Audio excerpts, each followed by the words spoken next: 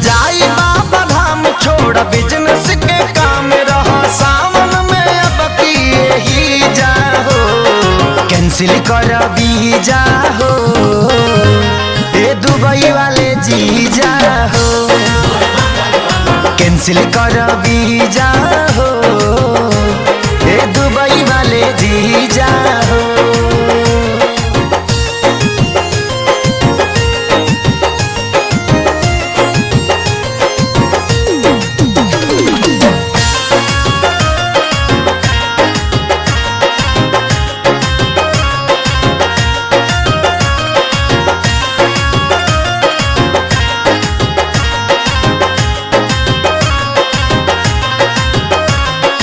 John